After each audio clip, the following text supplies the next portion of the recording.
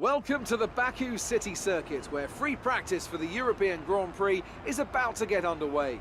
This is a technical circuit which will nonetheless see some huge speeds, with a near flat-out final sector that's twice the length of the back straight in Shanghai.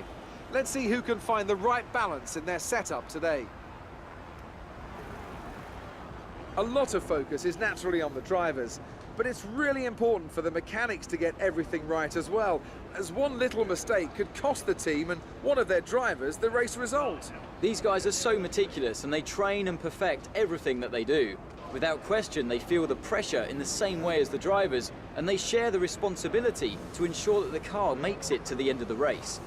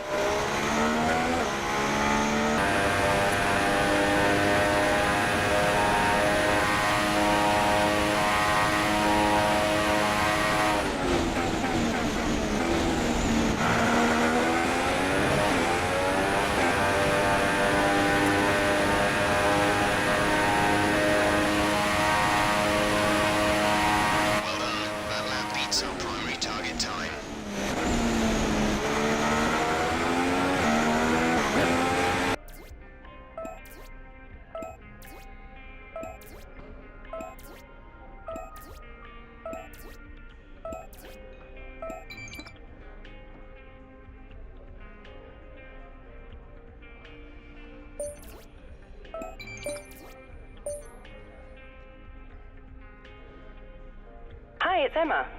Your qualifying goals came up in the board meeting this morning. Here's what to expect.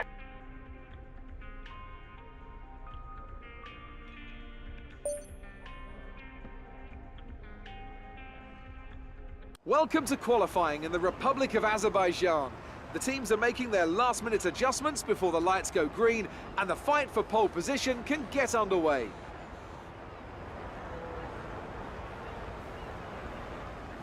This is the kind of track that eats rear tyres for breakfast, or so I'm told by more experienced drivers than myself. Well, tyre management is key here, specifically the rears. It's all too easy to overheat and wear the rear tyres as they're punished out of the low-speed corners. Most teams won't be able to avoid some kind of issue here, especially the teams that are running less downforce.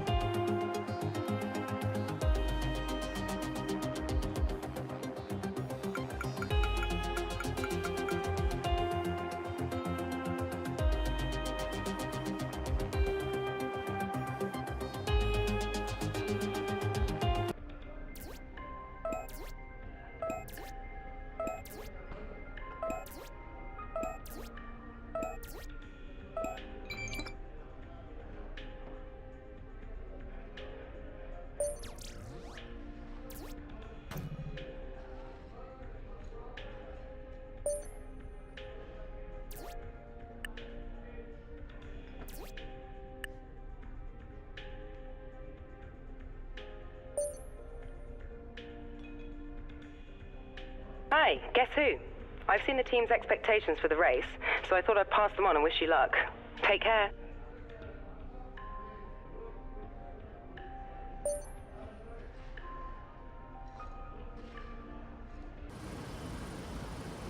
Who would have imagined in those pioneering days of motor racing just how far and wide the love of speed and competition would spread?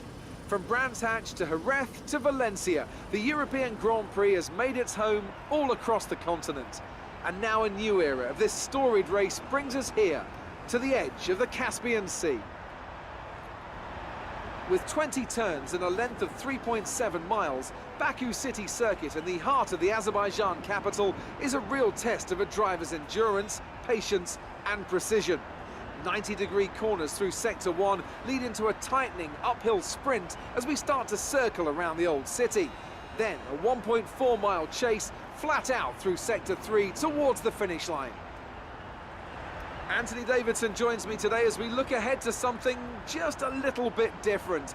It's quite high speed for a street circuit here, isn't it? Do you think that's going to throw up any unexpected situations? Well, as long as the teams can keep everything cool, I don't foresee any particular big issues from the technical side of things. I do expect the track to be quite slippery though. We've not exactly had much chance to rubber in the surface. Any street circuit also comes with its own challenges, so I think we'll be seeing a few mistakes here and there. The smart strategy would be to expect a safety car, I think, especially early on when the pack is bunched up.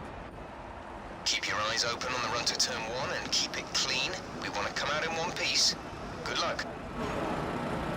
So before the off, let's remind ourselves of yesterday's qualifying session with a look at the starting grid. It was a good showing from Red Bull in qualifying, and Daniel Ricciardo starts from pole position, and Max Verstappen lines up alongside. Looking down the rest of the grid, we have Vettel, Perez, Nico Hülkenberg, and Raikkonen, Massa, Bottas, Button, and Roman Grosjean.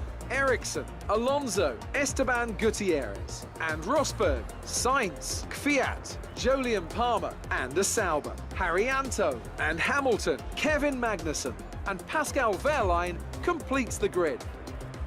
And with lights out just moments away, it's time to go down to the track.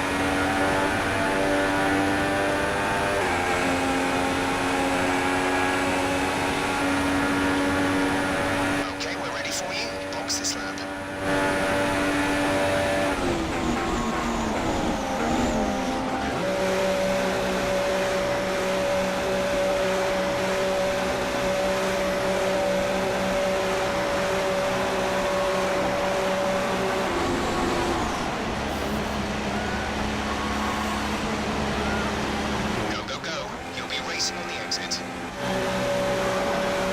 Okay, stay clear of the white line on the exit. You'll receive a penalty for dangerous driving if you cross over into the track.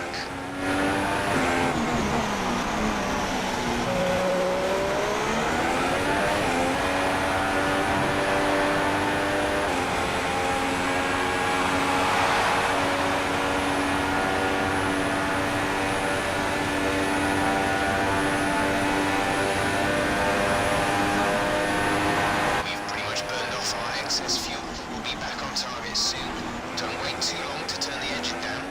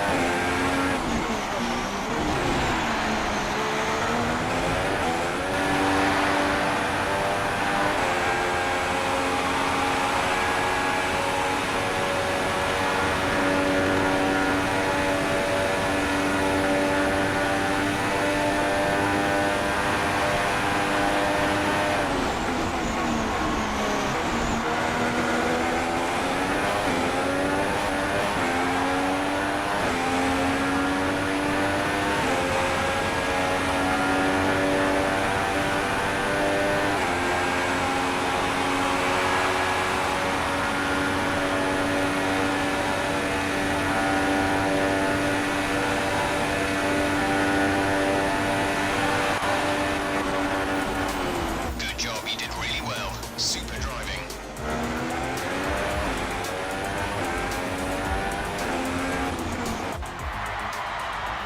A great win then for the Williams team today. Tell me, Ant, what was the key to this success?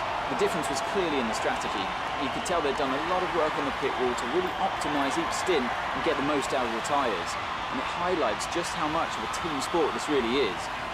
But credit to the driver as well, though. There's no good having a well-oiled machine behind the scenes without a talented hand on the wheel, of course.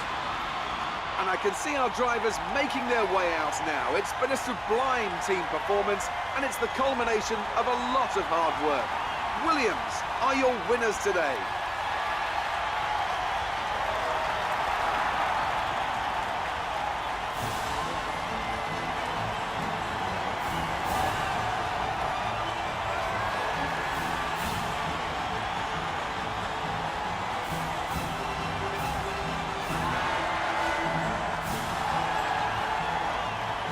And after this round of the World Championship, here's how things look in the drivers' table. It's a good result for Nico Rosberg, who extends his advantage at the top of the championship. And now I'd like to ask you, Anthony Davidson, who was your driver of the day?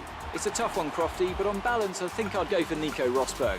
Quality stuff from start to finish. And now let's take a look at the constructors' standings. Mercedes have extended their lead at the top of the standings. It was also a strong Grand Prix from Haas F1 this weekend. Fantastic work from the American team to move themselves further up the table. There'll be plenty more twists and turns to come this season. I hope you can join us at the next race to see just who will come out on top.